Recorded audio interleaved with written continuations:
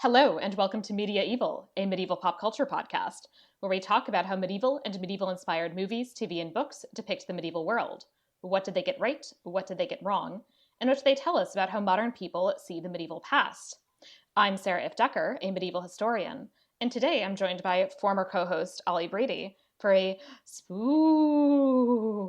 Halloween episode on 2018 film The Headhunter, which, spoiler alert, was not actually that spooky. Welcome, Ollie. Hey, Sarah. So for all the listeners, I'm going to give a little peek behind the curtain. Sarah does, and I've mentioned this loads of times, these notes for the episodes. So there's two things about the notes today. One, they're the shortest I've ever seen them. And two, the guest introduction section has 2 points. One is tell the listeners about yourself. So I will. So my name's Ollie Brady. I'm a physicist. I live in Ireland. I like science and stuff and people getting stabbed. Brilliant. Right? And then the second bit said is, why did you want to agree to, ? Talk about this movie? So, this is more of an agree to situation. I had never heard of this movie. I have no idea how Sarah heard of this movie, and she's going to have to explain it in a moment. I will. This isn't a movie. I don't even know what this is. We watched it yesterday. And what we do is we watch stuff and text at the same time. And I think, Sarah, sometimes that's the way I'm stuttering is how my brain is reacting to this movie. Like, usually I think Sarah goes through the messages that we send afterwards for like talking points. Uh-huh. I imagine that she went through that and she was just writing down, what the fuck? What is this? Yep. What the hell? What? Off screen? Like, because everything... That was pretty much it, yes. Everything happens off screen. It is some of the weirdest stuff. And as for not spooky, I'm not one for horror movies. I never have been. I don't think I ever will be. But to describe this as horror is basically going, well, it doesn't fit any other genre. So let's just say it's horror because there's a monster. Right. Yeah. So I do like horror movies, or some horror movies at least. I like supernatural sort of horror movies. And I realized that there was a Halloween release date precisely. And so I was like, okay, I'm going to Google what is a medieval horror movie? And this was what came up. This was a top result if you Google medieval horror movie. So I was like, all right, let's watch this. This is the top result. Yes. Which I guess means there really aren't a lot in the way of medieval horror movies. The other thing that got brought up as horror, but we already recorded this episode, is Black Death. So, Sarah, now you're actually ruining my bit, because when you were going to bring up the cast, I was going to start talking about Sean Bean, Eddie Redmayne. I'd just be like, no, we're talking about this movie again, because it makes more sense than The Headhunter 2018, which is how I'm going to refer to it every time. It is starring several people whom you have not heard of and who do not have Wikipedia pages. That's is how I would describe them, but I will say their names. Always a good sign. I listen to a lot of football podcasts, and that's always the recurring joke when a young player who's never played before in like the Premiership or the Champions League scores his first goal. The journalists on the podcast always go, it's annoying when they don't have a Wikipedia page, because then you can't put anything about them in your article. Because obviously you don't know who Harvey Elliott for Liverpool is. Well, 2 years ago you probably didn't. You probably would now if you're a football journalist. But 2 years ago you had no idea who he was when he scored his first goal, because he was some 16-year-old kid out of nowhere. And that's what this looks like, because I went and looked up the movie while we were watching, and I'm going, Christopher Reich? What? Who plays the headhunter. Cora Coffin as his daughter. No name. And Aisha Ricketts as the head. The head. That is the name of somebody in this movie. And he is the headhunter. So, yes, perhaps there's some connection there. One thing I will say about Christopher Reich is he looks like Daniel Brühl with a beard. Yeah. And is ripped. Oh, yeah. Like, if Daniel Brühl was to get ripped, he'd look like this guy.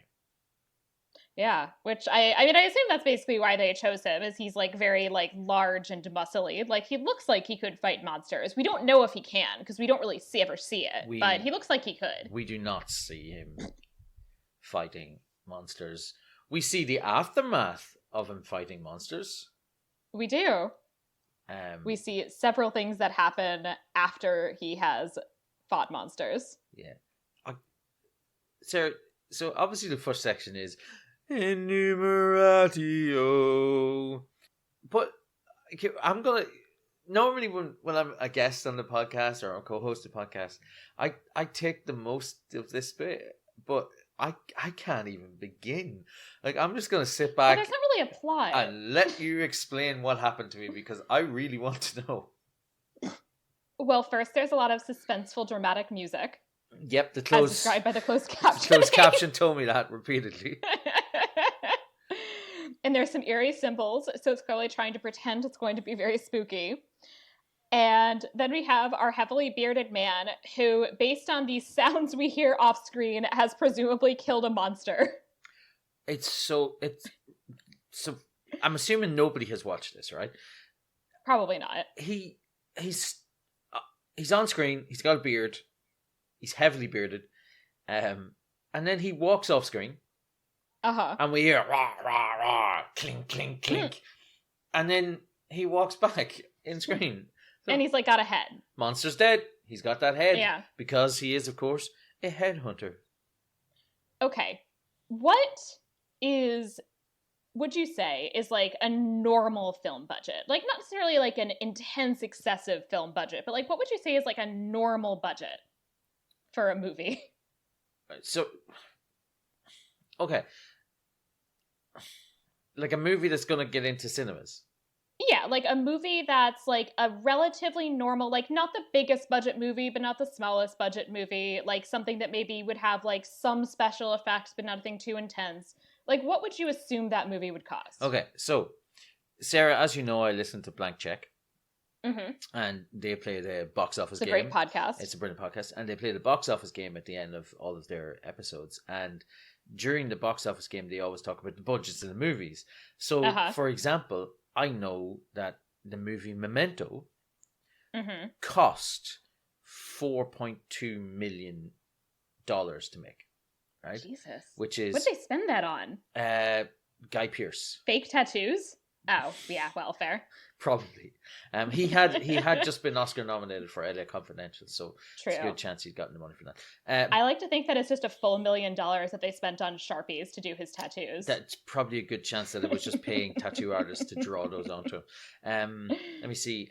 Bound, the first movie Bound, the Wachowskis, that had a budget of $6 million. Okay. So I'm going to guess that this had a budget of about $4,000.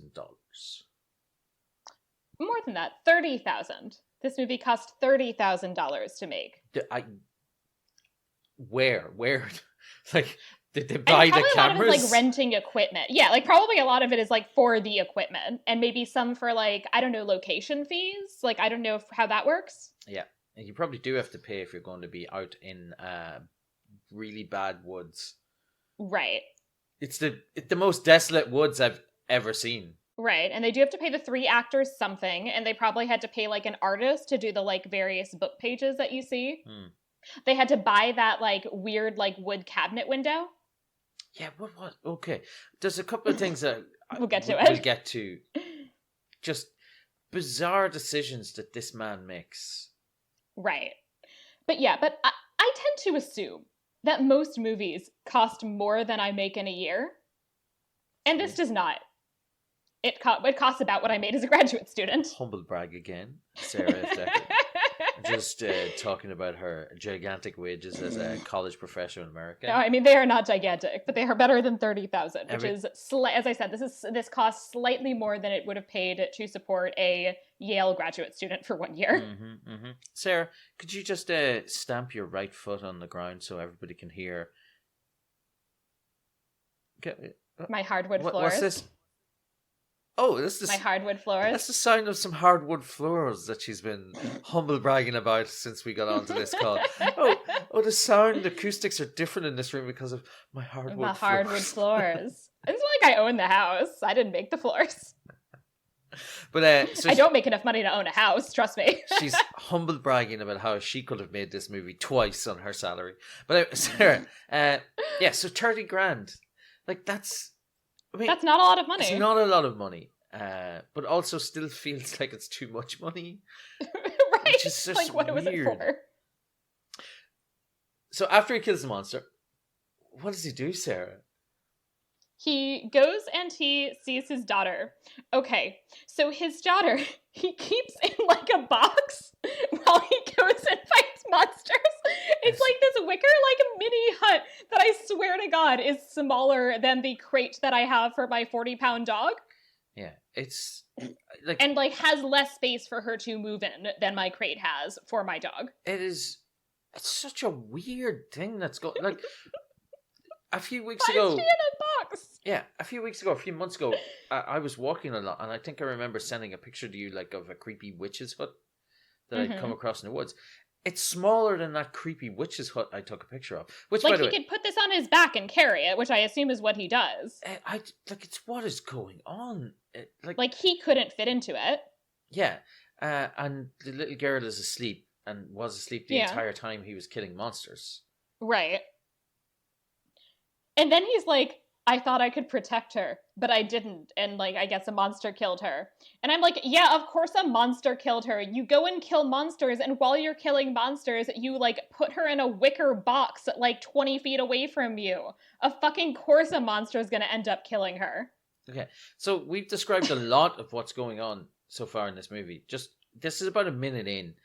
There is no backstory, just no explanation of it. Him saying, I thought I could protect her, was the first line in the movie. And yes, there's no...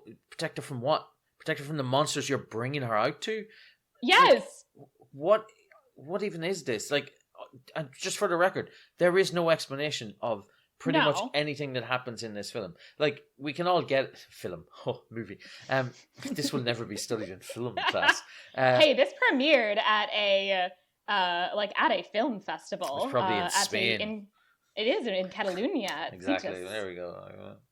Catalonia. Should they do anything, those people? Except get their freedom. My besties. But, sorry. That feels terrible to say. Visca Catalonia. But yeah, it's just... Explain something. Like, I'm all for leaving a little bit of mystery, verisimilitude, or whatever you want to call it, but like, give an explanation as to why he's killing the monsters, right. Why he's bringing his daughter with him, right? What the monsters look like, why the monsters exist. Especially because, okay, after the daughter's dead, we see that he has like a stone house. Why didn't he like leave the kid there and like hire a babysitter? Yeah, it's what? Oh, because it cuts to the house, and the first text message after the house is shown is from me to Sarah saying, if he'd have used this as his base when he was killing that first monster, his little girl would still be alive because she'd be behind concrete walls, sleeping in a nice comfy bed instead of in a wicker basket. To be fair, there is no evidence that there is a bed in that house. That is true. Because he does sleep outside in a tree at some stage. Yeah, but you know what there is? There is a complex apothecary setup at which he makes magic mud. The magic mud thing. I can't even... I'm going to sound frustrated during this entire thing because it cuts to this guy. It's obviously some time has passed. He's a little bit older. Not significantly older, maybe 2 years. Like, I can't imagine it's been a long time. And he's fishing something out of the water. Right. It kind of looks like a dinosaur. It kind of looks a bit like a dinosaur or a dead monster. And he takes something out of it. It's almost like it was a trap or something, and he's caught like a parasite, a mud parasite or something. And he goes in and he uses his apothecary set, and he makes some like mud. Like, that's the only way to describe it. He's made a mud pack, like face mask thing, and he chains it up beside the window, and then he leaves to go talk to his dead daughter at her grave. Right. And then he has a snooze outside in the tree. It's like it doesn't. Like, none of this makes any sense whatsoever. Also, okay, this movie. The main thing that there is to recommend this movie is the fact that it is 72 minutes long. 72 minutes. I swear 7 minutes are taken up with him making mud. He's just making mud, just grinding it up, mixing stuff together, putting it together, and he puts it looks like something a little kid would make when they're making mud pies and then like inviting mommy and daddy out to sit and eat it with them out in the garden, and everyone has to go nom nom nom, this is delicious cake, nom nom nom. Like it is it's bizarre. He goes up and he talks to his kid's grave. So he talks to his kid's grave. At some point he goes and he kills another monster and there's some fog. I don't know. We don't see it, but I assume he kills it. He does give an arrowhead to the grave. Oh, yes, that's right. Which he got from somewhere. And it's the first line of dialogue since the last one. The first one since the last one. It's the first one in this It's the second line of dialogue. It's the second line of dialogue in the singer. It's like, this. They say that this brings the souls to the next world. And then he just throws it onto her grave. Which is here you go. Okay, which is weird, right? And he just throws it there. And then he goes and he takes a little rest in a tree. Right. Then, because he won't go into the house, like it's clear he's not going into the house because the mud is getting made in there. Oh, is that why he's not going into the house? Yeah. I thought he just doesn't have a bed. No, so he's staying outside because the mud's doing it. That's why he chained it up. And this is where it gets annoying, because he seems very careful about what he's doing. Yes. And yet he puts the mud beside a shuttered window where one of the shutters is blowing in the wind all the time. And he can stop this instantly just by closing the window. Or moving the mud. But he doesn't. He doesn't do either of these things. Oh, no. So he kills another monster, I guess. I don't know. It happens off screen. But we do get to see his horrifically gored shoulder afterwards. But he puts his magic mud on it, so it heals it perfectly. Good skincare and medical treatments are so important. Yeah, it's like he just reaches into the jar one of the jars that are sitting chained to the wall underneath the windowsill, and he just smears it all over his cut, and then he wakes up like several hours later, and he seems to have his shoulder is healed, and he seems a lot better. Then he goes out and stands beside a tree, and he pees out mud. Yeah, I'm not here for that. It's weird, guys. It's like he's taking a pee, it's clearly painful, and then it just cuts to like mud hitting the ground. Man needs to drink some cranberry juice. Yeah. It would take a lot of cranberry juice to heal this particular infection. Oh man, this dude. We see he has a collection. We get to see more of his house. He has a collection of orders from the king. I am assuming that these are orders that are like, here's a monster, please kill it and you'll get a reward. I am meeting the movie more than halfway on that assumption. Yep, since we never see a king, he never talks to another person, he never interacts with another human being beyond one scene later on where somebody fires an arrow and I'm assuming we're going to talk about it. But yeah, there's none of this makes any sense with what we're going, except clearly the orders are saying go and kill this monster. Like, go kill this monster, order of the king. We also see his head collection. There's a lot of lingering looks at his head collection. And actually here I want to talk about the heads, because I looked up the pre-production stuff for this film. So I would like to say where the heads came from. Mm-hmm. Construction of the film's props and various monsters in the film commenced before the script was completed, with the filmmakers experimenting with the designs and techniques that would be implemented on a low budget. In creating the look and feel of decomposition in the severed heads, they reappropriated many old Halloween masks by staining them and placing layers of melted plastic over them to create the effect of rotting flesh. Other props were purchased inexpensively by the production crew the day after Halloween. Mm-hmm. We just went and bought every medieval thing in there we could find. Every plastic sword or shield, skeletons and skulls, anything that just looked kind of creepy, crawly, medieval, or metal, we bought it all. That apparently was like $15,000 right there, I guess. It's just... The weird thing is, they've managed to nail the look they're going for, which is mixed matched medieval stuff. Like, yes, it's just, I suppose it's just such a weird movie. But he goes out anyway. We have to talk about, there's also lingering looks on, there's one spike that's empty because that's the one saved for the head of the monster who killed his daughter. He's clearly saving this one spike, and it's like it just keeps zooming in on the top of it, which has little bits of blood on it already, so I'm not sure why. Right. But he's like, okay, right. And he goes out again. He gets it. So he goes out, and this is where we see the other person. As he's going he's going traveling, and if I remember correctly, so he's going to see the person who tells him that the monster that he wants to kill is back, right?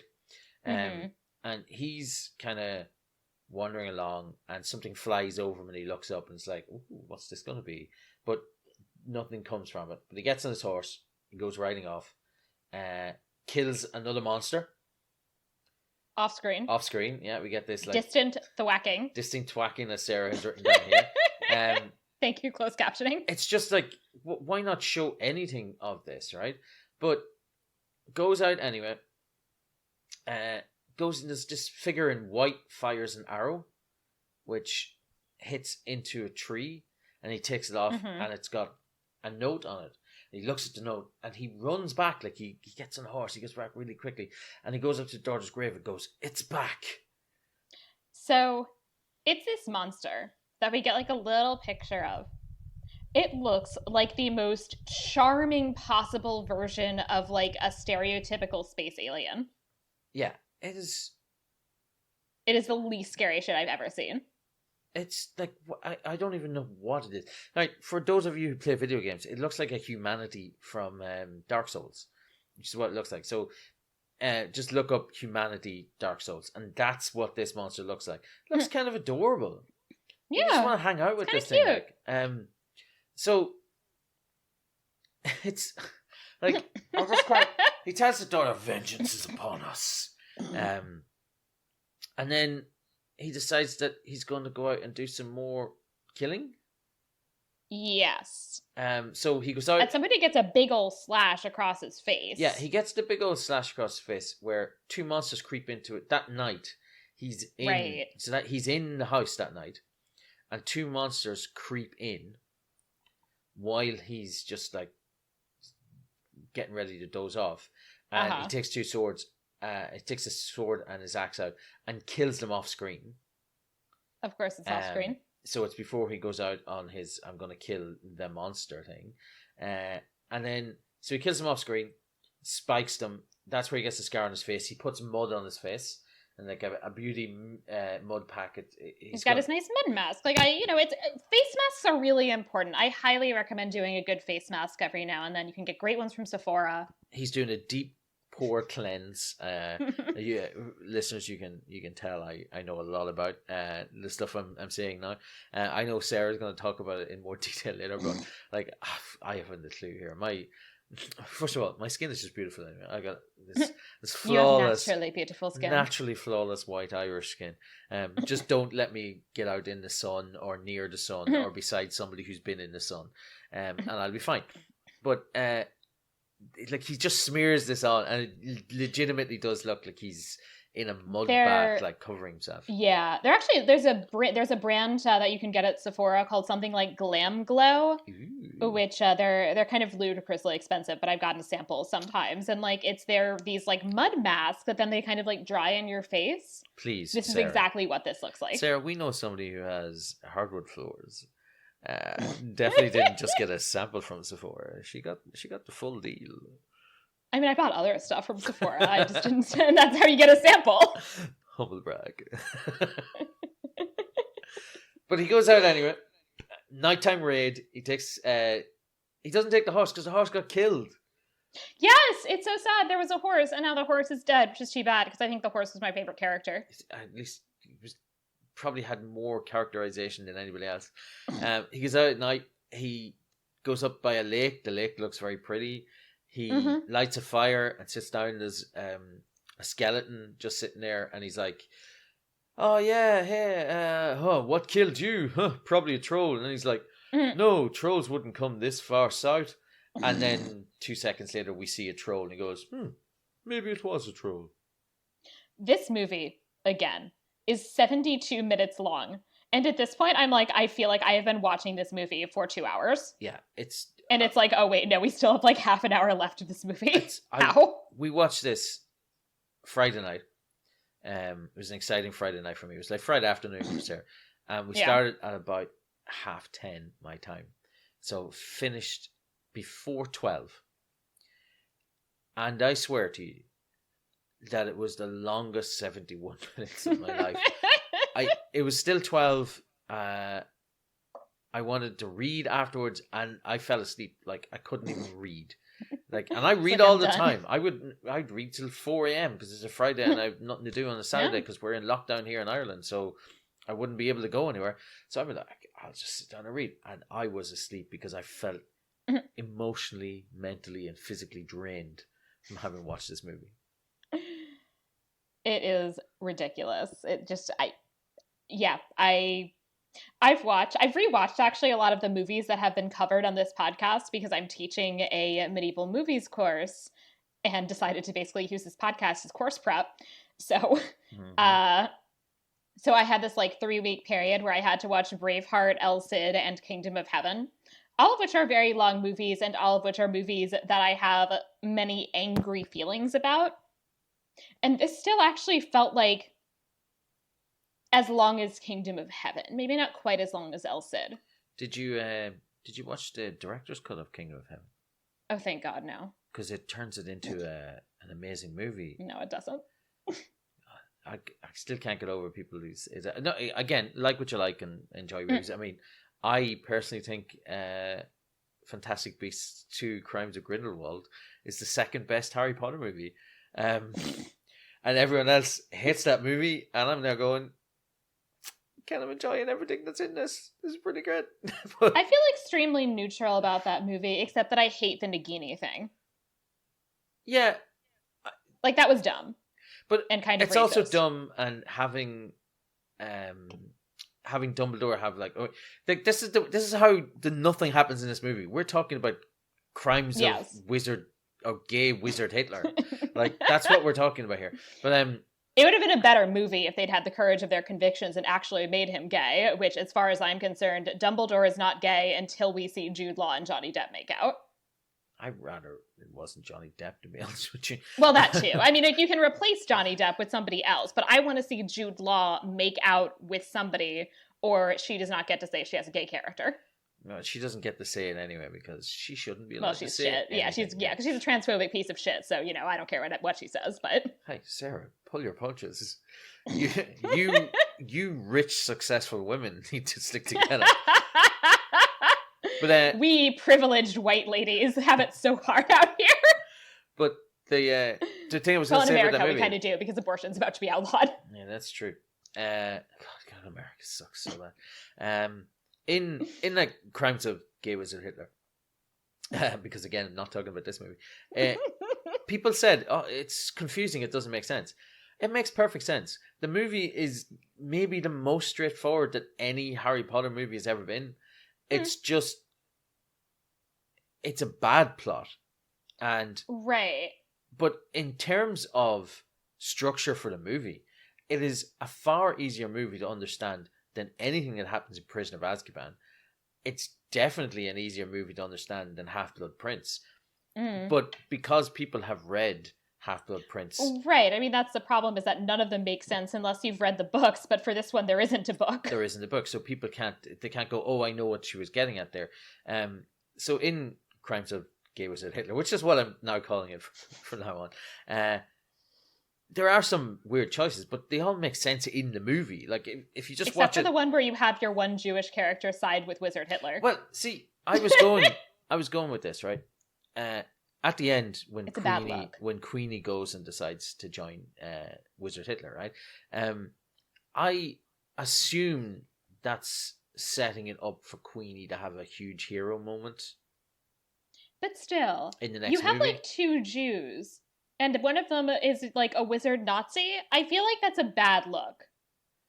Sarah, not even getting into the goblins who are like, we have a different stereotype now that the goblins are like in the New York mafia. I think they're setting it up for Queenie to have her hero moment.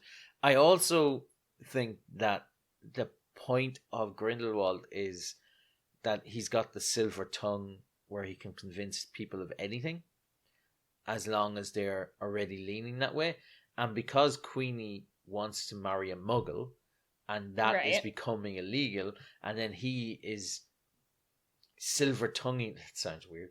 He is silver-tonguing her. That does not sound good. Saying it the second time didn't make it any better. Let's see a third time. That made it worse. So he's silver-tonguing her into hearing exactly what she wants to hear. So I get it. I mean, I'm not a Jewish person, which means that I don't have the same Judar that you have for that stuff. So when you tell me that it's not a good look, I obviously take it on board, and I'm not defending it. It makes sense to me from watching the movie, but I also understand that, like, I mean, if that was an Irish character going, "Oh, sure, Jesus, you're right. Let's just, we should give all 32 counties to the Brits," which would have been happening around about that time. So this also is the person who has one Irish character who likes blowing things up, and that's his entire personality. Damn, I can't get over how much I hate Seamus Finnegan. People, if you don't understand how bad Seamus Finnegan's character is, just realize she wrote that in the 90s. It's set in the 80s and early 90s, and the Irish character blows stuff up, and his hero moment at the end is blowing up the bridge to the school. That's his personality, is blowing shit up. He has no other personality. And distrusting the popular and rich English guy, because that's what happens in Goblet of Fire. He's the one who's mainly suspicious of Harry. Like, God. But anyway, I mean, and her only Jewish characters really are the goblins, who are the people who have hooked noses and control the money. Sarah, they're not Jewish.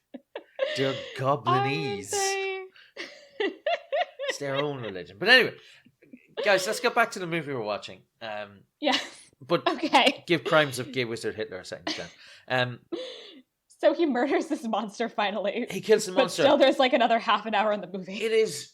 So, guys, he goes out, he's chatting to the skeleton at nighttime, sees a troll. It's not the monster he's going to kill, which I'm assuming has wings and stuff. And then the next scene is the next day, and he's walking back to his house, and he's got the head of the monster, the one that had killed his daughter, in a sack, and he just drops it on the ground, and it's... Sorry, he doesn't drop it on. Sorry, he doesn't drop it on the ground here. He just drops it in the hut, right? He drops it on the ground at the end. So he just drops it in his hut, and then he goes and he takes a lie down. Yeah. And while he's lying down, having his little rest, like, this is a guy who always makes sure to, like, clamp stuff in. Always make sure to stick the heads onto a spike at the end of the day.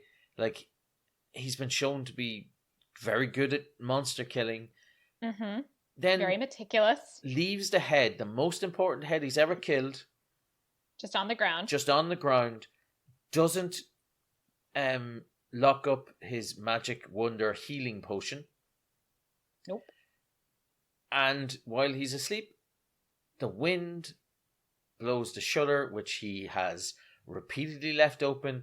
There are at least 5 scenes where this thing is flapping in the wind, and he just looks at it and just ignores it. You're like, again, why would he do this? Surely he would just close the window. Like, Like, doesn't he have a latch?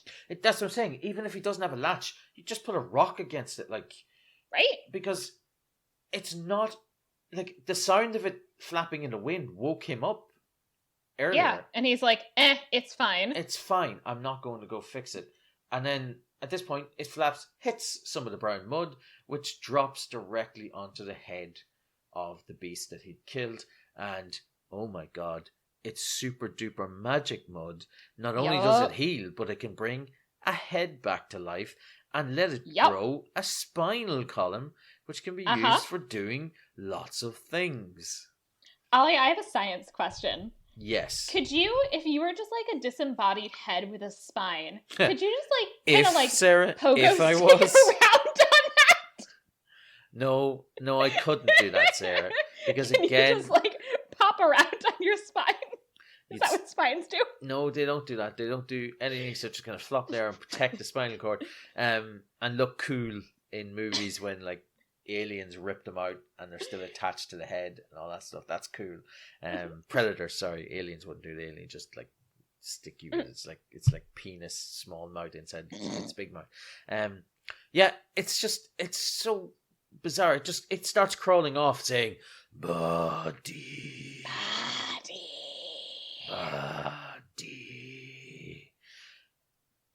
And it misses its body, which fair. Yeah, fairness, yeah, it does. But see, the other thing about this is he goes off chasing it. This is a disembodied head that's crawling around on the ground. It goes after the body of the little dinosaur thing that he has in the water.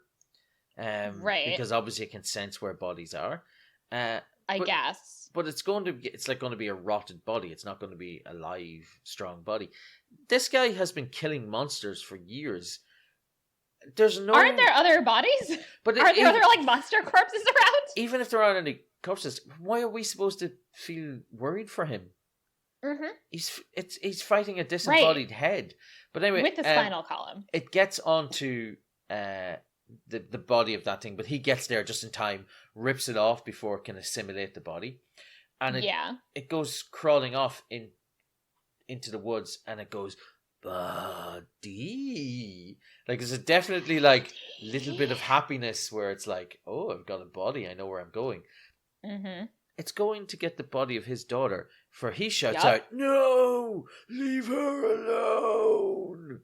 And then goes running after it. He knows where the body is. He knows where her body is. How does it get there before him? It must have a sense, and it's maybe faster? Using its disembodied spinal column to push itself along the ground. It's faster than the fully grown man who's running to exactly where he knows where it is. On top of this, it manages to dig the daughter up because for all of its spinal column? With its spinal column, it digs the body of the child up, manages to assimilate into it and take over the child's body before the headhunter, who knows where it was going, gets there, right? And then it runs off and hides in this weird cave thing. He goes into the weird cave thing to... Wait, it does start creepily saying, Father. Because... Which I don't think makes sense. Nope. Why does stealing the daughter's like several years dead skeletal corpse, why would that make the monster think that this dude is its dad? I don't think he does. I think it's playing with him now. But how does it even know that's his daughter? I mean, like, how self-aware is this monster? Is this monster like, ha ha, I remember you, I killed your daughter like 5 years ago? Yeah, I think that's exactly what's going on. I don't know why you're looking for inconsistencies in a movie where some mud dripped on the head of a monster and it then became sentient again and can talk. But it goes into this convenient cave, at which point he's walking down with a sword, and then he swaps the sword out, and I was annoyed at this. He swaps the sword out for an axe. Right. Which I'm assuming is because he wanted to, the sword is no good in this narrow confinement. A sword you can point in front of you and stab things. Right. The axe he takes out, that's a swinging weapon. for him to do Yeah, any it seems damage. like it actually would be less effective. Be less effective in the cave. Like you want to be able to stab forward, not swing over your head. But anyway, it attacks him, and as you do, just like we would have expected, he has a little bit of problems because he's like, I texted this to Sarah at the time. If he acts sad about the fact that he's killing this monster who's inhabited his daughter's corpse, even though it's like this is just a skeleton. It's no corpse there. It doesn't look like his child anymore. But it's really just a small skeleton. Like, he apologizes as he's killing it. He's like, I'm sorry. It's like, just kill it. So the end that I want, especially because it's like saying like father. The end that I want is that he's just like, okay, yeah, you're my kid now. Yeah, and then he's just like going around and he's just like holding hands with this like weird like skeleton of his child with his monster head. And he's like, yeah, this is my daughter. What of it? The weirdest Don't worry about it. About this is we finally get to see a fight, right? Except that it's in the dark. So we can't really see anything. We can't really see anything. And when he finally kills it, he holds it away from him and he stabs it off screen. So we're looking at his face while he's stabbing the head of the monster. Right. There's also the whole bit also that I forgot to mention that I'm just going to mention quickly because it annoys the fuck out of me. When they do the thing where they're like, we're going to film it so that you're filming it like through his eyes, and so it's like through his helmet. Oh my god, this would drive me insane. I hate that style of filmmaking so much. It's like it makes it so much harder to see and adds nothing. Yeah, so the thing that really annoys me about this is he puts on this like helmet filter, right? And I get it, like, oh, we're seeing through his eyes.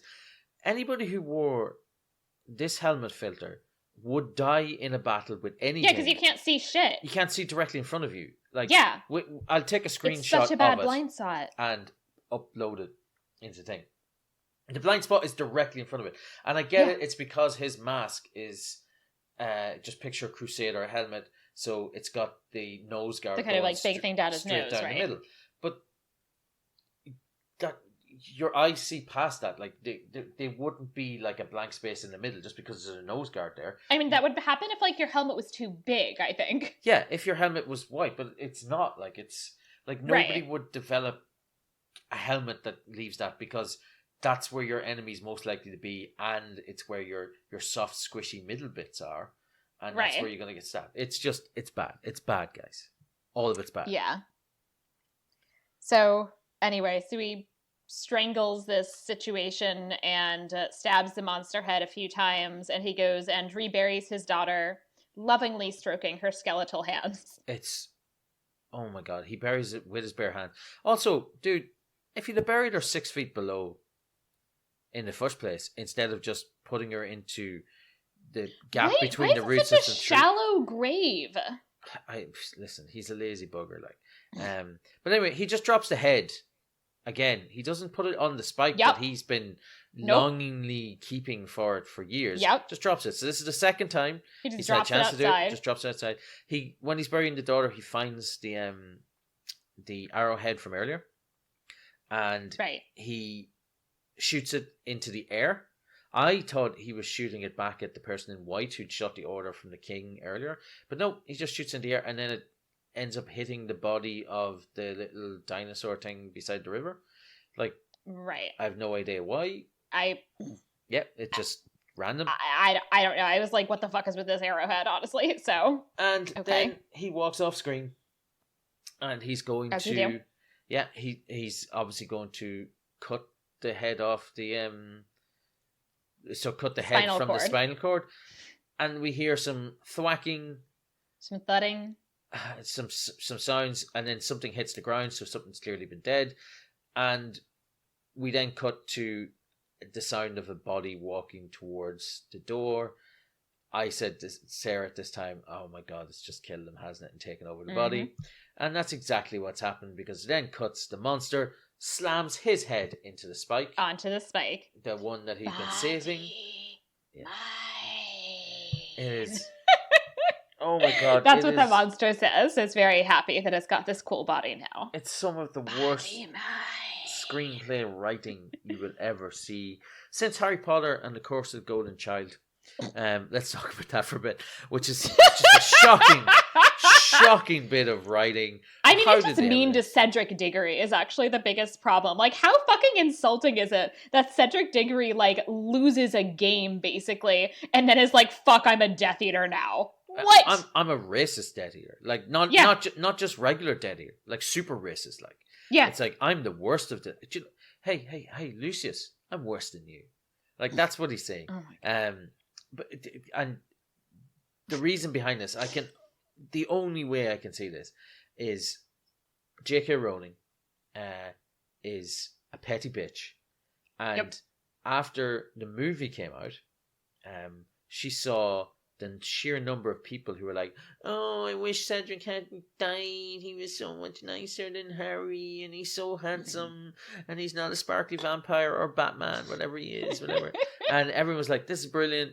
We all want this guy. It's a shame he had to die." And then she went, "Well, fuck you guys. I'm going to write a story about him being a racist. Also, all of you people who said that Neville was the coolest, gonna kill him too." Like, Yep. yeah, cause don't be so, like, guys, this is your hero. Like, come on. Fucking J.K. Rowling. J.K. Rowling sucks, everybody. J.K. Rowling sucks, guys. Don't give her any money. She's trash. We had to talk about something scary. J.K. Rowling is what we chose to for Halloween. She's transphobic. The true monster is transphobia. Yeah, it is. Oh, God, I hate J.K. Rowling at the minute. Thanks for bringing me joy when I was reading your books when I was going to say as a kid. I was probably in my late teens, early 20s. But when I was reading them when I was younger. And now you can fuck off and I never want to hear from you again. Oh no, leave her alone. I'm a celebrity and I'm going to sign it. My name's Graham Linehan. I'm also a transphobe. Yeah. It's like, come on, people. Anyway. Yeah. Body, mind. Body, mind. And that's the end of the movie. It's just the head that he'd been hunting has now got the headhunter's body. And it was just walking out of the... Just chilling. That's the end of the film. It's like, okay, that's great. So this movie does not pass the ifft Decker test. So there's no named women in it. Like, I mean, so nobody has a name. But even if we set that aside, so like if we set aside the name requirement because nobody has a name, still the only woman is the daughter who dies 5 minutes into the film. It's just... And is just like his motivation. Strangely enough, like we have a dead lady for motivation. Thanks, great, okay. It does. We don't need actual women. It does pass the Bechdel test though, which was a shock to me. Does it? I wasn't expecting that. It was like these women all die, but I mean they do have a nice conversation about the price of wheat at some stage. Does the daughter ever talk? No, she does. Does not. the one woman never even speaks to a man or herself? Listen, Sarah, the only woman in this movie knows her place, and her place is inside a bundle of sticks. Women. The best thing about them is when they stay in their like crate and then they die. It is, guys. Look, we'll talk about it when we get to our rankings of this movie and stuff. But we mentioned it a little bit at the start. This is not a horror movie. There is nothing scary about this. Like, I'm not one for. I'm not a kind of person that gets scared, but I do get affected by horror movies.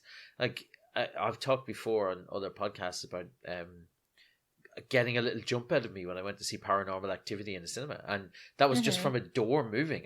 I got a little bit of ooh, whatever, and while watching Halloween in 2018, the same year as The Headhunter 2018, it got me a couple of bits. It was like, oh no, and there's a bit where he could kill a baby, but then he doesn't kill a baby. And you're like, oh, thank God he didn't kill that baby.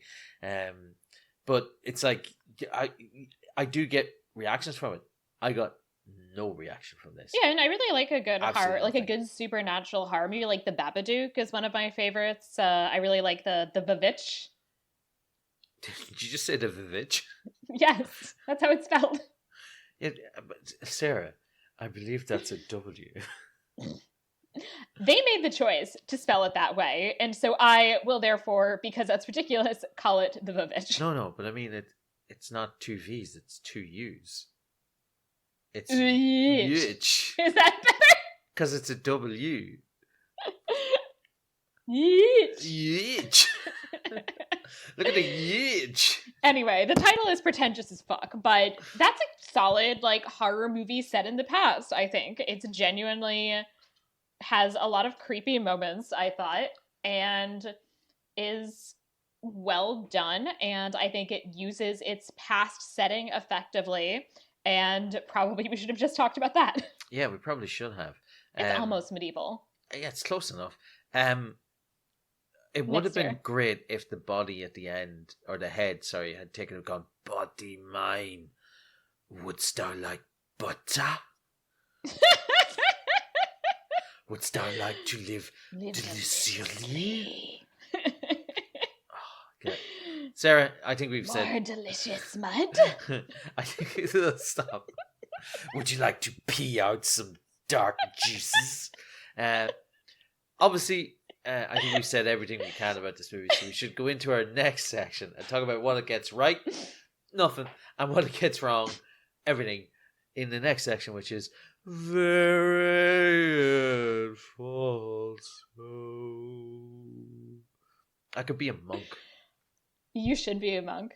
Oh, I mean, thanks, maybe Sarah. you shouldn't. Whatever. Be the worst monk. I mean, they're looking for more monks, aren't they? Oh, or priests. They're looking for more priests. Aren't they having issues recruiting? Yes, of course they're. You can't be a paedophile and a priest anymore. So, like, really, what's the point? Hey, listeners, I just cut a sentence or two out of this last podcast that you did not hear. But I just want you all to know, I definitely said what you were thinking. So, Sarah, what do we know? What do we know about this movie? Well, okay. So, first of all, I'd like to note, this does not take place in, like, a year. The promotional material describes this as medieval or Dark Ages. I mean, as we know, the Dark Ages was between 800 and 1000 when they made them up. Just get that down. Continue, sir. Bullshit. Absolute bullshit. So, I don't know. I guess I feel qualified saying this probably takes place between, like, I don't know, 500 and 1500. Sure. Oh, you mean the Dark Whatever. Ages? Yeah, I got you.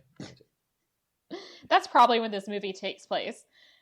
The material culture doesn't even all quite fit into that 1,000-year period, because much of it is definitely, like, 16th and 17th century. There's our fancy wood door screen, which has this little, like, decoration on it. That looks really 17th century to me. It looks lovely. It would go it's nice. Really nice in a house with some nice hardwood floors. It would.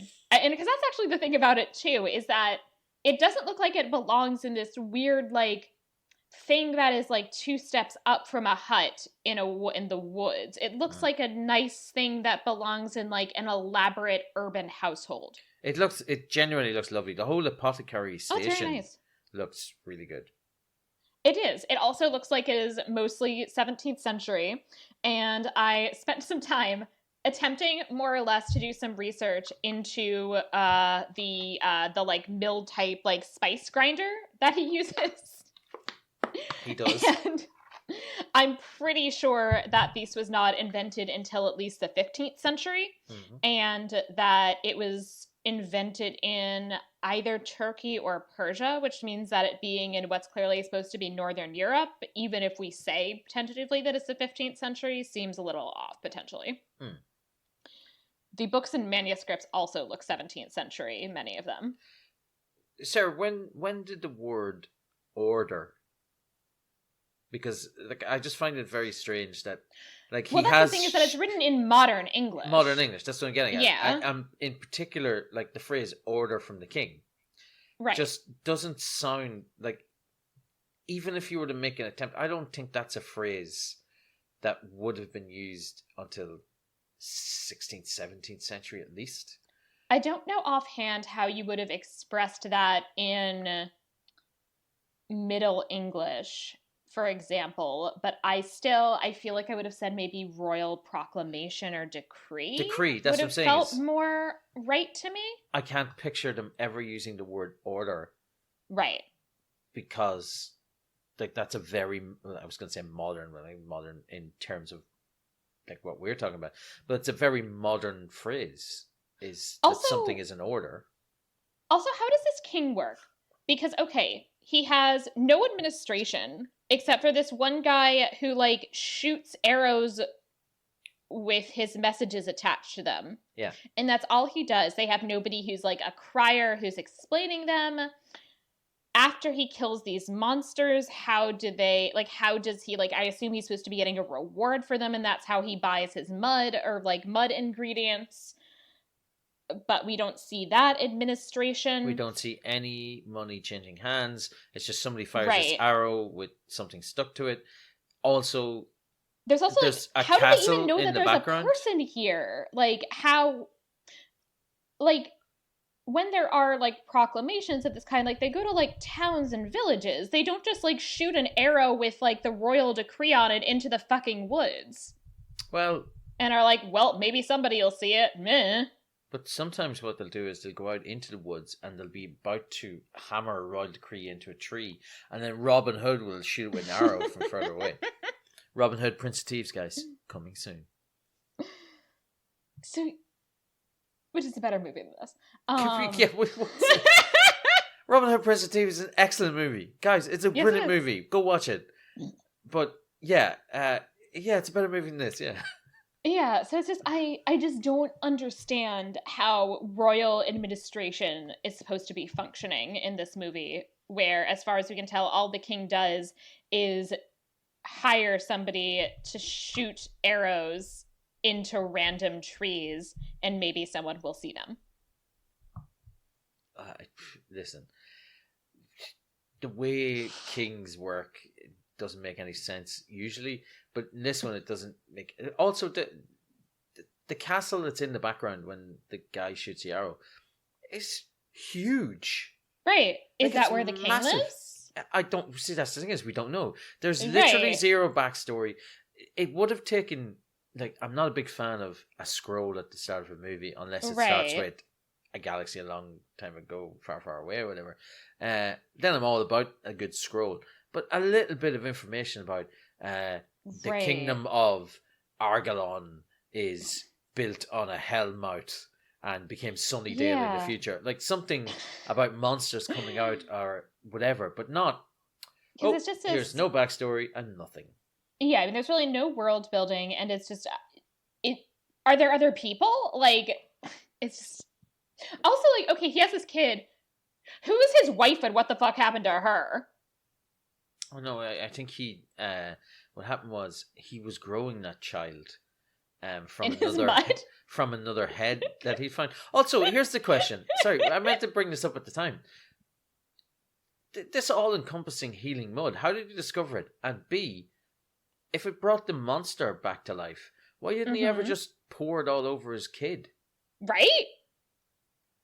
Unless the monster had eaten her head.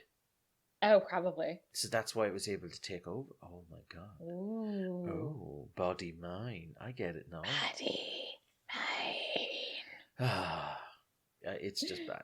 It's the movie's bad. I mean, and on that, we're meeting the movie more than halfway by making that assumption. I think we're doing 95% of the legwork for the movie. Oh, yeah. Yeah. I also just, if I were making a medieval monster movie, which isn't actually even my Fabula Nostra, because I had a different idea, but if I were making a medieval monster movie, medieval people were really interested in monsters and the monstrous, and there are a lot of medieval depictions of monsters and demons and devils. And I would have loved to see, if somebody was making a medieval monster movie, I would have loved to feel like they were engaging with that tradition in terms of the design of the monsters, as opposed to doing exactly what it looks like they did and what in fact they did do, which is going to a Halloween store the next day when everything's on sale, buying a bunch of random masks, and then making them look vaguely decayed. Listen, it's just, there are hundreds of different medieval monsters you could pick. Yeah. Like, just make one about one of those. Yeah. Yeah, if you were gonna like do a medieval setting, I just wish that they'd taken advantage of the huge visual, like the like serious visual tradition of depicting medieval monsters. It's like that That would have made this more interesting to me if they'd delved into that, as opposed to like, I don't understand what the point is of the medieval setting. It's just that he doesn't have to explain mobile phones and stuff, and it looks cool. It's a cool aesthetic. Guy gets to take his shirt off a lot. But like, he's alone in the woods anyway. Like, really all it means is that he has like armor. Yeah, that's true. He could like it's very similar to the movie Troll Hunter, which is really good, which is set in like Finland in modern times, and the guy's like driving a Range Rover, but he's going up into the woods, and then the trolls are like right up at the top of Norway and Finland, and real people don't know about it because the Troll Hunter stops them from coming south. It's right. It's if you haven't seen it, Sarah, I recommend it. And for everyone else, I recommend it. Not Troll Hunters, which is a series on Netflix, which I think is for kids. It's Troll Hunter. And also not Trolls 2, starring the McElroys. I haven't seen Trolls 2, but I haven't either. Nothing but good things because I've only ever heard it mentioned on their podcast. So nothing but good.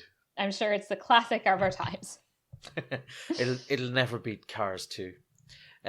Sarah, maybe you should tell us about the most important thing that we learned from this movie, the Historia et Veritas. So we do learn one really important lesson from this film, and one which I think really taps into some medieval realities, which is, I'm trying really hard to keep a straight face. So we learn the important lesson that good skincare is very important, but you have to care for it properly. Don't let your skincare just fall down in the wind and resurrect monster heads. That's not good care and keeping of your skincare items. It also connects with the real medieval world in that skincare and the creation of bizarre concoctions for health and beauty reasons was, in fact, a medieval practice, even if a medieval apothecary would have looked a little different, and really he should have had a mortar and pestle instead of this like spice grinder thing that he has. So first of all, credit where credit is due. I mostly relied on, there's a great article by a scholar named Carmen Caballero Navas about, in particular, women's healthcare and beauty treatments. And she has some great material on some of the fun ways in which people in the Middle Ages tried to deal with other various kinds of ailments and bodily issues. So, for example, if you would like to cure baldness, according to a 13th century Anglo-Norman treatise... Hold on a second, Sarah. Yes? Why did you look directly at the camera and give a big exaggerated wink when you said if you, and then you pointed, would like to cure baldness? I'm just here. You have a recipe. I'm just saying. Got a recipe. Okay, I'm watching. Don't worry. I'm taking it down as we speak.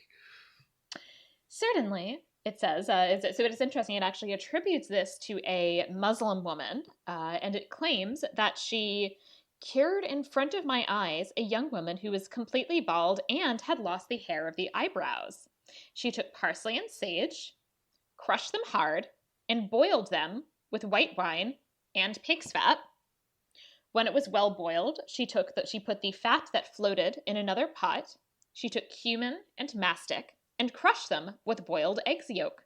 She boiled together both preparations and anointed the head. You may do this whenever you want your hair to grow. Also, that sounds delicious. It certainly sounds right. Sage, pig fat. You got egg. Mixed just some cumin. Yeah, it doesn't sound bad. Cumin. Not too sure about the mastic. It's a spice. It's I think it's sort of like maybe kind of tastes sort of like anise, kind of, if I'm remembering correctly. I'm not sure I've ever actually had it, but my advisor wrote an article about mastic. You don't want to be combining star anise with cumin. That sounds bad. I don't know. I think you could. I think I've had recipes that do like some like very like intensely flavored things. I think I've had something that has. Sounds very Moroccan, if you ask me. There also is a very similar Jewish version from a Hebrew treatise from the 13th century, from either Catalonia or Provence, which sounds a little less delicious because it says the parsley juice should be boiled with pig's blood and white wine. Yeah, well, talking to an Irish person, that just sounds like you got yourself some black pudding going.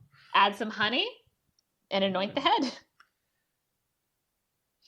We also get some recipes for if you would like to stop menstruation. Would I? I mean, hey.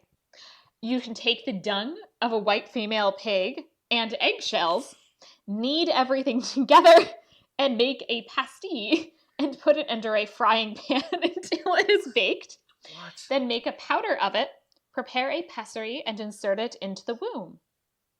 If you would like to stop menstruation, everybody. That's some free advice from the 13th century. What the hell?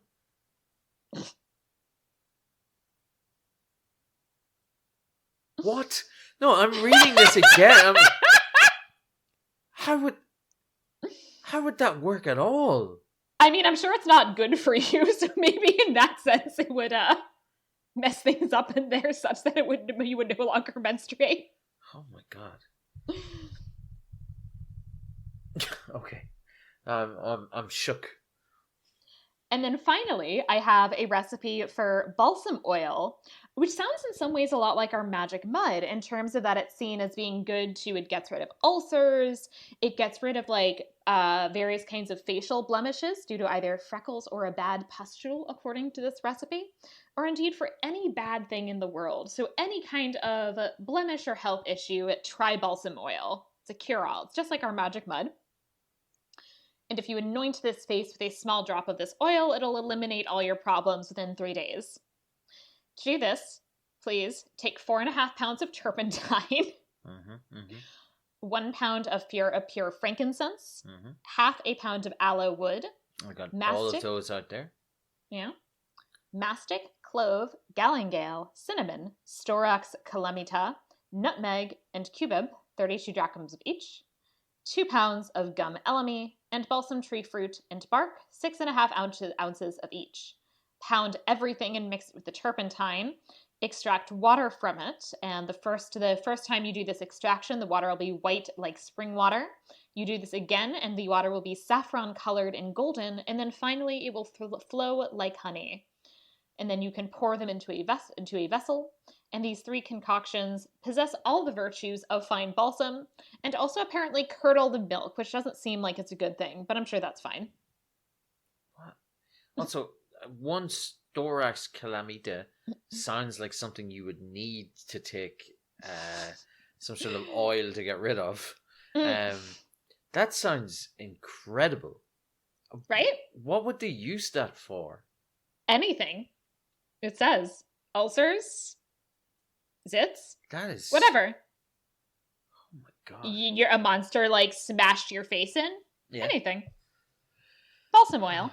That is it's just like magic mud. These 3 concoctions are good. They possess all the virtues of fine balsam and curdle the milk.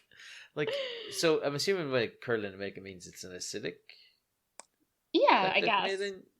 Which is strange, but okay, whatever. It's like an astringent, I guess. Yeah, I don't know. Which, I mean, you still use astringents, I think, for getting rid of certain kinds of zits, right? Yeah, people use Clearasil and those stuff. They'd be slightly acidic. Yeah, they would definitely do that. So basically, they first made Clearasil. Good job. Yeah. Yeah. So it can cure all of your ills, like a zit, or a monster rips your face apart. I'm sure. I bet it would, yeah. But I will say that while in this movie we just have this isolated dude in the woods involved in making his magic mud, I want to point out that this article in particular is talking about these as being remedies that are circulating in particular among women, but also clearly crossing gendered lines as well, and also crossing religious lines. So that, for example, we see really similar things in Jewish, Muslim, and Christian texts. There's also this interesting attribution to Muslim sources that we see in a couple of the Jewish and Christian texts. So yeah, that these are, I don't think he came up with this magic mud on its own. I think maybe he got that maybe from some other, and maybe maybe there's a woman out there who gave him this magic mud recipe. Yeah, I bet. Oh, just look, I can't even. It's just bad. I'm still shook by the whole idea of mixing galangale, mastic clove, cinnamon, storax calamita, nutmeg, and cubeb. 32 drachms of each, and somehow managing to create something that will cure spots from it. Oh, It's helpful. yeah. The Middle Ages were a weird time, a dark time, if you may. Got all these spices. It's great. All right, sir. So now we should move on to Fabula Nostra, where we're going to come up with an idea for a film or show or whatever, inspired by this one. I know you usually let the ghost. It's a mixture of guest and host. That's what I am. I'm a ghost. Yes, you're our ghost. The podcast ghost.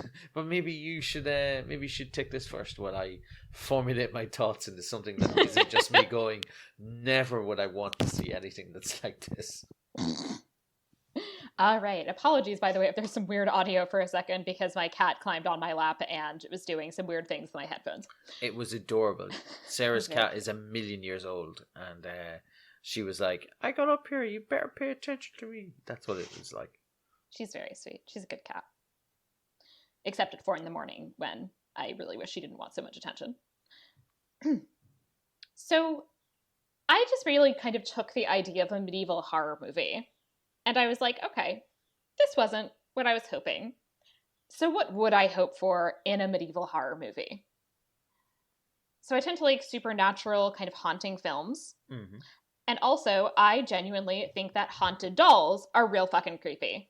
Yeah. Just absolutely terrifying. So did you know that in the 14th and 15th century, there was a popular devotional practice among nuns and beguines that they had little baby Jesus dolls that they would care for? And we have some of the dolls have survived. We have ornamental cribs that have survived that what's the word? When you wrap up a baby, what's that called? Oh, swaddling? Yes, swaddle, thank you. That they would like swaddle the dolls, and then they would like put him to bed in the fancy little crib. So I want to make a movie where there is this nun, and she has this baby Jesus doll, and then the baby Jesus doll gets possessed. And it gets possessed, I'm going to say in my movie, by the spirit of a child, not an infant, but like a maybe 6-year-old child, who had actually been the child of another nun, who was kept secretly in the nunnery and then became ill and died because its mother refused to like bring in a doctor because she didn't want anyone to find out that she had this like hidden kid. And so now it's this like creepy child ghost, because like child ghosts are definitely the creepiest ghosts, and also it's possessing this baby Jesus doll. And at first the nun is just like really happy, like, ooh, my doll come to life, it's Jesus. And then bad things start to happen, and she's like, oh, this isn't Jesus. So that's my premise. I'm not sure exactly where it's going to go from there, but we'll have some good like doll horror scenes. So she's going to be convinced that it's a haunted doll, but it's haunted by Jesus, but it's not. It's actually at first she's going to think that it's just like the spirit of Jesus Christ is actually in my doll. How lovely. And then like creepy things and like bad things are going to start to happen. Like maybe it'll start like maybe the doll like thinks that she is really his mother, and he'll start like maybe hurting people who are other nuns that she's having a little bit of a tiff with, and like horrible things happen to them, and it's because of the doll. So then she's going to realize like, oh no, this one isn't Jesus. At some point, like relatively quickly into the movie, right? Doesn't this sound so creepy? It does. Yeah. And we're going to find out eventually. I don't like this. Oh, this is creepy. And we're going to find out eventually that the abbess is actually the mother of this child. And I want to have kind of a nobody playing the nun, but the young nun. But I want to have Angelica Houston as the abbess. Yeah, because she is also the most witchy-looking human who's ever been a human. She's like, witch. But she also plays like, I don't know, like there's these like, she's like a good villain, but also she can play like kind of sympathetic. I think she'd be really interesting for this role. And I'm not sure, I haven't decided on the end yet. I think she might die, unfortunately, but I think the young nun will make it. But I think maybe the mother will probably end up like being killed by the ghost of her child. Does it have to be an unknown, or could you cast Anne Hathaway? I think I want younger is actually the thing. Like, I think I really want to like go in, like, I think I really want to emphasize that this is somebody who like is like a brand new nun and who is like entering the monastery for the first time. So I think I'd want somebody who, like, the actress might be a little bit older, but I think I'd want somebody who at least could play like 16. But Anne Hathaway could be one of the other nuns. Like an Aubrey Plaza. Maybe. Yeah. A young hot nun. But yeah, Anne Hathaway could be in the monastery because, like, we'll need a lot of nuns. I'm not sure there's going to be any men in this movie, actually. I think I might only have nuns. We don't need men. Yeah, definitely not. So yeah, and I really want to see this movie. I really want this movie to exist. Are you still going to call it Headhunter? Oh no, I don't know what I'm calling it, but I'm not calling it that. I really just took the medieval horror movie premise and went with that. Yeah, well, I say you still call it Headhunter. Just why not? Like, I mean, it makes as much sense as this one does. I mean, he's collecting heads, and then at the end, the head becomes alive. He's really alive more of a head collector than a hunter. Yeah, he's more of a collector. Like, he's not hunting it; he's collecting them. Yeah, I would watch that. Well, actually, I'll be honest with you, I wouldn't watch it. I'd read a good synopsis of that and go, I'm not really a fan of horror movies. Okay, so I'm going to be honest, completely forgot this is a segment on the podcast. I think this segment was your idea. Yes, I know. And I've done like 20 plus episodes on this podcast. And still I was there going, oh yeah, it's fabulous enough to do. So this is what I've come up with. It's set in the medieval period. And it's about a guy and he's just out in the woods. He's just a dude, just a hunter dude. Let's just say he's played by Carl Urban. I was watching The Boys recently. I really like Carl Urban. I nearly called him Keith Urban. He is Eomer, That'd be but very I'm different. not going to hold it against him. It's such a terrible character. But he's fine. But he's out in the woods. He's just a dude. Let's just say he's a hunter type dude. We're not saying he's hunting heads or anything. But people start going missing. Right? And he gets sent. Yeah, exactly, Carmen. And he gets sent. I'm not cutting that out. But he gets sent to find out where and why they've gone missing. And when they do, they're always brutally murdered. Nobody ever sees the perpetrator. There's never any evidence, but there's burn marks, there's cut marks, like there's even cauterized wounds, and they're taking trophies from the victims. So hands have gone missing, feet have gone missing. Some real serial killer shit. Yeah, eyes have gone missing. Even in various cases, heads have gone missing. And Carl Urban is going along and he's like, I'm going to have to find out this. So he puts a posse together, his group of friends, and they go into the woods. They've been taken, these people have been disappearing from villages, but always like tough guys, not like women and children, just like warriors have just been disappeared. Farmers with axes and stuff have just been killed or whatever. So Carl Urban and his group go into the woods to try and hunt down whatever it is, and it starts to pick them off one by one. Just one guy gets killed, and again, the important thing is that they're killed in different ways and they're taking trophies, right? And then we find out that what I've actually created is a prequel to Predator. And because the Predators come from a much, much more advanced civilization than us, right? The idea that that the world 1,500 years is Ireland's nothing. basically the world. Yeah, it's basically the world. But 1,500 years back to the medieval period is literally nothing to a species which has created interstellar travel, right? Yeah. So they could have been coming to visit us for generations. So this Visit's Predator, a nice way to put it. Yeah, visit us. Come and hunt us. We're like a sanctuary, an animal sanctuary, where they come and their equivalent of dentists come and hunt humans the way we send them out to Africa to hunt animals. So it's a game reserve is basically what Earth is. And they've been coming to us for millions of years. They probably fought the dinosaurs. But in this case, humans have finally reached the point where they have weapons to fight back with. And it then becomes Carl Urban using his tricks as a woodsman and a warrior to fight off a superior foe, right? Now, when he finally kills it, it obviously looks like a monster, but all of the ways that the other humans had been killed then lead to our mysteries in the future of, as you mentioned, medieval monsters, because it's an alien, so it looks different to us, and its technology is significantly advanced. So it would look like it's using magic to kill people because people don't know what laser beams are. Also, the fact that it can just disappear at will and then show up in trees, etc. It's super strong. So the idea of vampires, werewolves, all of these could be traced back to these monsters that have been coming and hunting us for thousands of years, right? So I'd still call it Headhunter, but maybe Predator Headhunter. Right. And that's Predator : Headhunter. Headhunter, right? And it's basically a prequel to Predator, but it's set in the medieval period, and Karl Urban is basically fighting a predator and he's going to kill it. And I think that would be a pretty good movie to watch. It sounds way better than Prometheus. The prequel to Alien. Yeah, well, but was it, Sarah? Yeah, it was. It says it was. It said it was. Was it? But was it? Yeah, it was. I fucking Ridley. hate that movie. What's the most important thing about the Alien franchise, Ridley Scott? Oh, people love the robots, yeah. Hey, shut up, Ridley Scott. We want to see the aliens. Yeah, but people want to see what them androids are doing, yeah? Shut up, Ridley. Nobody likes that shit. Nobody ever liked it. But what about in the second one? I make it so that they created the aliens.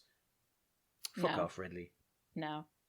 Also, that movie drives me nuts because I resent that it doesn't have the balls to say the word abortion, because there's that bit where she's like pregnant with the alien and she's like I want a C-section. I'm like, you don't want a fucking C-section, you want a fucking abortion. You don't want like a nice healthy alien baby to come out. You want the monster inside of you to get out of you and die. You want an abortion. Just fucking say it. Oh my god.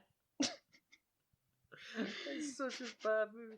Like the other thing about that is all of it stems from the fact that not all of it, but like there's a bit where the biologist just decides to poke a sentient worm with a vagina for a face. Yep. And then it like absorbs into him, and all of this happens and nobody spots it because the captain of the ship was on comms, and he decides to go, played by the very sexy Idris Elba, who decides to go have sex with the very sexy Charlize Theron just at the moment while that's happening.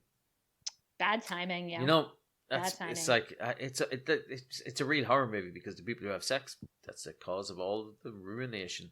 It's right. Actually, I'm not going to say it's a bad movie, but because I've just seen a bad movie, but it's definitely not as good as it could have been.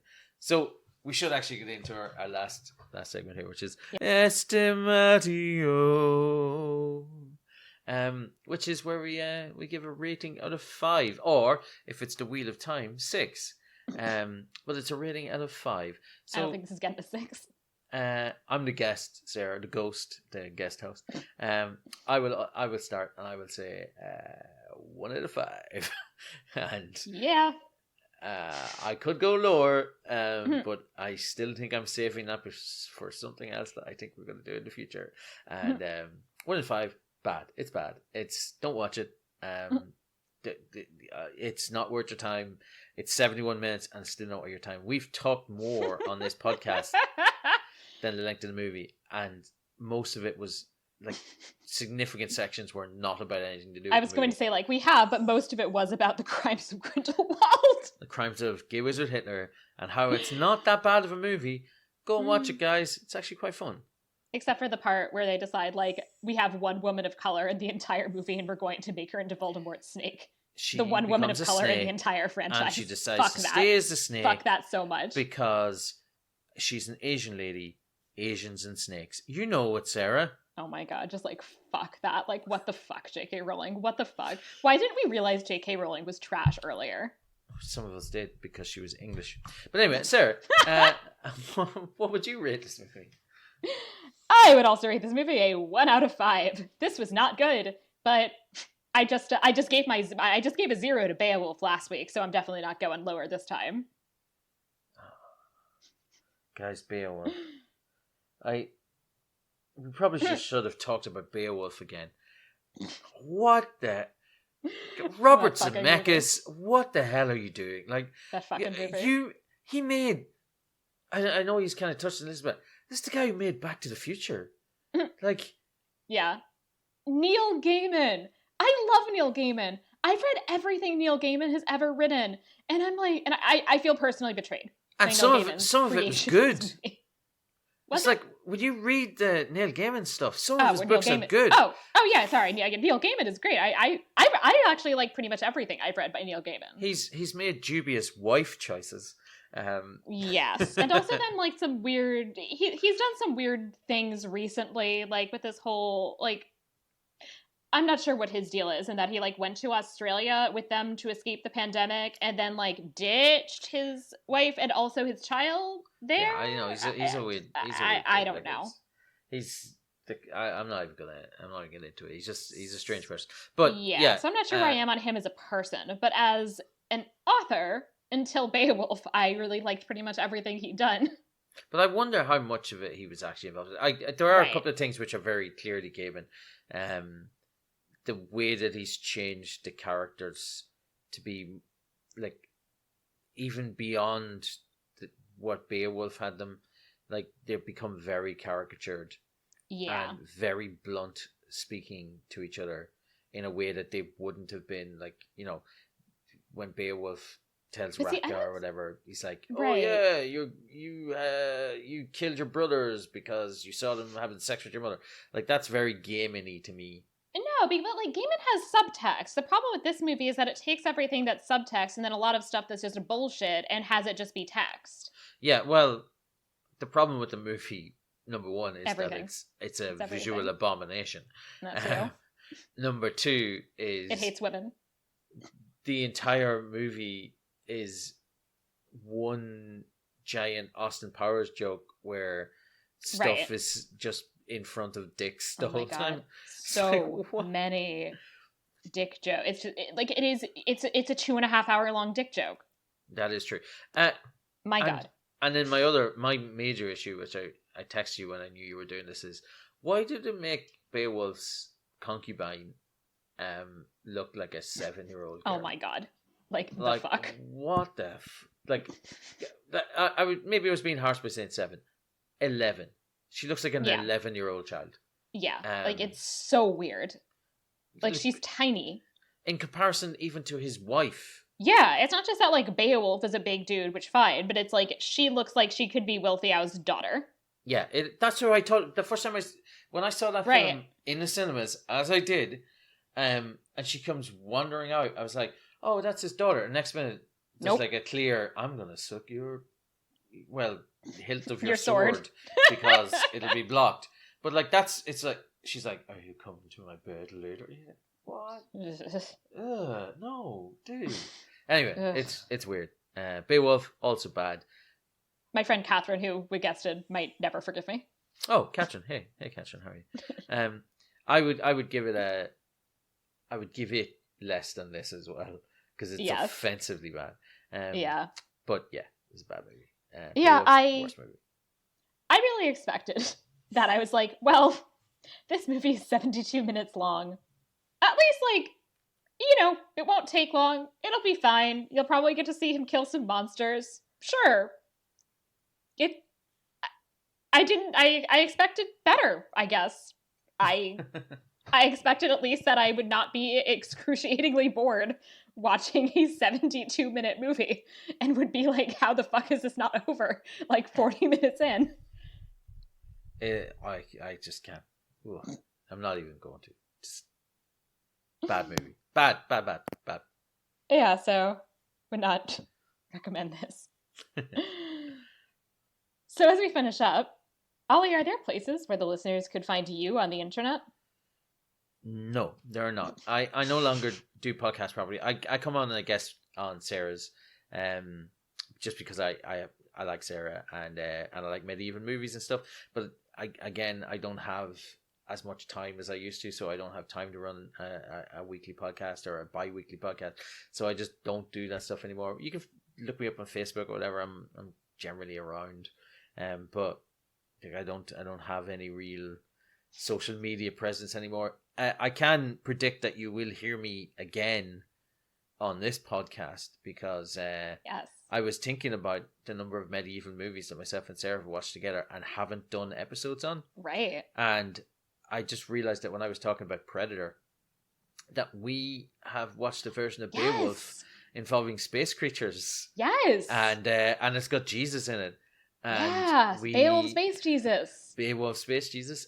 We also watched Solomon Kane, which could be considered a horror movie from the medieval period.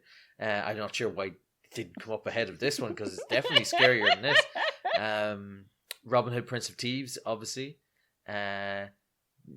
Sneaking into the early modern period again, we could do The Man, the Iron Mask, which is a better version of an Alexander Dumas than the Three Musketeers we did, even though I really liked the Three Musketeers. So, well, we did two Three Musketeers, so we also did one that was not good. Oh, we did the steampunk one. Oh.